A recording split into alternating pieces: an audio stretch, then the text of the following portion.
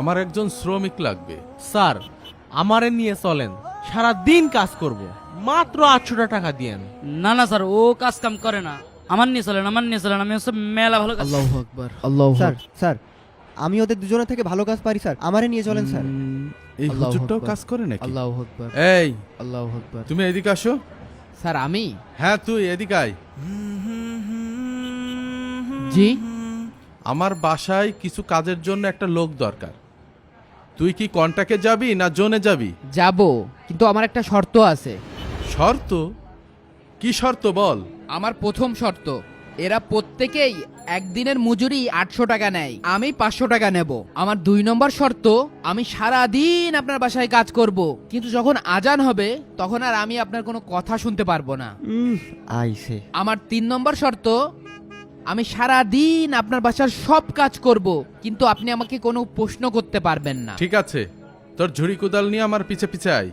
হে আল্লাহ, তুমি আমার রিজিকে বারাকা দান করো আল্লাহ। হুজুর সাত্তার সাহেবের সাথে যায় তার বাসার কাজের উদ্দেশ্যে।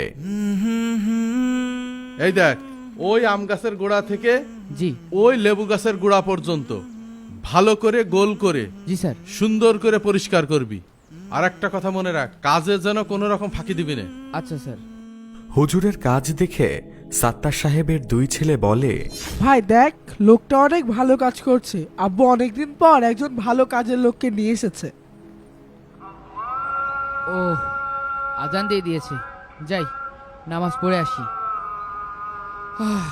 কষ্ট হয়ে গেছে। আরে হুজুর কি কাজ ফেলে রেখে নামাজ পড়তে যাচ্ছে? হুজুর আপনার বাকি কাজটুকু শেষ করে যান। তোমাদের আব্বুর সাথে এই বিষয়ে কথা হয়েছে, যখন আজান হবে তখন আর আমি কারোর কোনো কথা শুনবো না। কি অদ্ভুত মানুষ! আল্লাহু আকবার। হুজুর অজু করে এসে নামাজ দাঁড়ায় এবং নামাজ পড়ে হুজুরের নামাজ শেষ হওয়ার পর সে কাজের জায়গায় ফিরে যায় এবং কাজ করে। কাজ শেষে সাত্তার সাহেবের কাছে যায় মজুরি নিতে। স্যার কাজ করা শেষ। এই নে তোর মজুরি 500 টাকা, আর তোর কাজে খুশি হয়ে আরো 500 টাকা বকশিস দিলাম। স্যার আমি আপনার কাছ থেকে 500 টাকাই নিব, কারণ আমার সারা সপ্তাহের খরচ এই 500 টাকা। কি আশ্চর্য, এমন লোক তো কখনো দেখিনি। এই নিন আপনার 500 টাকা। আচ্ছা ভাই, আপনার নামটা কি? স্যার আমি সকালেই বলেছিলাম আমি আপনার কোনো প্রশ্নের উত্তর দেব না। আজব লোক তো। হুজুরের কাজের প্রতি সন্তুষ্ট হয়ে সাত্তার সাহেব পরের দিন আবার হুজুরকে কাজে নিতে আসে। এই যে ভাই, এদিকে আসুন। আপনি কি কাজে যাবেন? ইনাদের সাথে আছেই তো কাজে যাওয়ার জন্য। আচ্ছা চলেন। স্যার আমার সেই শর্তের কথা মনে আছে? হ্যাঁ হ্যাঁ, আপনার সব শর্ত আমার মনে আছে। নেন আপনার সাইকেল নেন। হুজুর সারাদিন কাজ করার পর মজুরি নিতে যায় সাত্তার সাহেবের কাছে। স্যার হ্যাঁ, আজকের কাজ শেষ। 4 5, এই নিন আপনার মজুরি। 3 4 5, ঠিক আছে স্যার। লোকটাকে যতই দেখছি ততই অবাক হচ্ছি, একদম অন্যরকম মানুষ।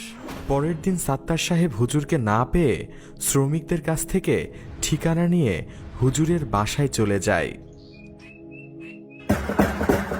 ভিতরে কেউ আছেন? স্যার দরজা খোলা আছে, ভিতরে আসেন। কি বাড়ি এ? একদম ভুতুরে বাড়ি মনে হচ্ছে। আসসালামু আলাইকুম। ওয়ালাইকুম আসসালাম। স্যার বসেন। আপনি কিভাবে বুঝলেন যে আমি এসেছি? এই গরিবকে খোঁজ করতে কোনো বড় লোক আসবে না, আপনার মতন মুমিন সৎ বান্দাই আসবে। আরে, আপনার গায়ে তো অনেক জ্বর, আপনাকে তো ডাক্তারের কাছে যাওয়া দরকার। স্যার আমি আপনার অপেক্ষাই করছিলাম। এই টাকাটা আর এই আংটিটা রাখেন। আমি মারা গেলে আমার কাফন আর দাফনের ব্যবস্থা করেন, এবং এই আংটিটা এই শহরের সবচেয়ে কোটিপতি শামীম উসমানকে দিয়েন। হুজুর, এখন তো আপনার নামটা বলেন। আমার হাতে আর বেশি সময় নেই, আমাকে লম্বা একটা সফরে যেতে হবে। আপনি এখন চলে যান। পরের দিন সাত্তার সাহেব হুজুরের বাসায় এসে দেখেন হুজুর ইন্তেকাল করেছেন। তিনি কিছু লোককে ডেকে নিয়ে আসেন। সবাই মিলে হুজুরকে শেষ গোসল করিয়ে দাফনের জন্য রেডি করে। হুজুরের ইন্তেকালের ঘটনা পুরো এলাকায় ছড়িয়ে পড়ে। পাড়া প্রতিবেশীরা কবর খুঁজতে ব্যস্ত হয়ে পড়ে। সবকিছু শেষে হুজুরকে সবাই রেখে আসে অন্ধকার কবরে। তোর ওই 2 শতক জমি আর 3টে ঘর তোর ভাইয়ের নামে লিখে দিবি। এই ঘর আর এই জমি কঠোর পরিশ্রম করে বানিয়েছি। এটাই আমার শেষ কথা।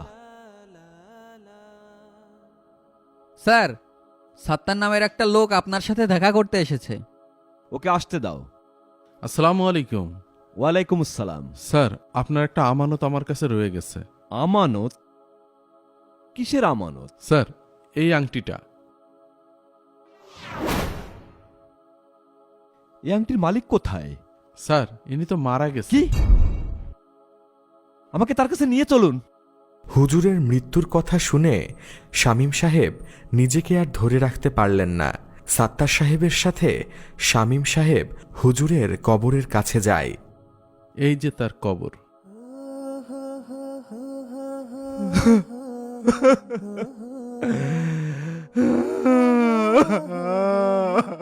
আপনি কিছু বলছেন না কেন?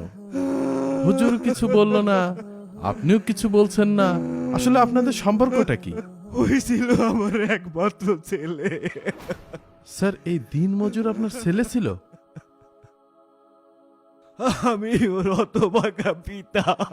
আমি যদি সেদিন ওর কথা শুনতাম তাহলে আজ এই দিন আমাকে দেখতে হতো না। কি কথা স্যার? একদিন আমি যখন বিচার করছিলাম। চুপ করে বসে থাক। স্যার, আপনার জন্য 1 লাখ টাকা নিয়ে আসছিলাম। সালিশের দিন যদি আমার দিকে একটু তাকাতেন, তাইলে জমিটা নিয়ে আমার আর টেনশন করা লাগতো না। যা, কাজ হয়ে যাবে। এই নেন। ঠিক আছে স্যার, আসি তাহলে। আব্বু, এই টাকাটা তো হারাম, এটা আপনাকে জাহান্নামে নিয়ে যাবে। সেটা পরে দেখা যাবে। কখন দেখা যাবে? যখন মৃত্যু চলে আসবে তখন দেখা যাবে, নাকি যখন জাহান্নামের আগুনে পুড়বেন তখন দেখবেন? তখন আর কিছু দেখা যাবে না, তখন শুধু আফসোস করতে হবে। আমার মনে হচ্ছে আপনার এই 2 চোখ লোভে অন্ধ হয়ে গেছে। কি? আমি লোভী? আমি অন্ধ? আমি কাদের জন্য, কাদের ভবিষ্যতের কথা ভেবে এসব করি? বেদব ছেলে, তোকে আমি ত্যায্য করলাম। এই মুহূর্তে তুই আমার বাড়ি থেকে বেরিয়ে যা। যা। আমার সন্তান হীরার টুকরা ছিল, আমি ওকে চিনতে পারিনি। চলেন স্যার, এখানে কেঁদে আর কি লাভ? ঘুষ আদান প্রদানের কারণে সমাজ মারাত্মক, ঝুঁকিপূর্ণ ও ধ্বংসাত্মক রোগে আক্রান্ত হয়। কেননা সমাজে ঘুষের প্রচলন মানুষের নীতি নৈতিকতার পচন ধরিয়ে দেয়, ন্যায় অনুবর্তিতা এবং সততাকে বিনষ্ট করে দেয়। ফলে মানুষের বিশ্বাস উঠে যায় এবং তা মানুষের বাড়াবাড়ির কারণ হয়ে দাঁড়ায়। ফলশ্রুতিতে সমাজে শুরু হয় নৈতিক অধঃপতন।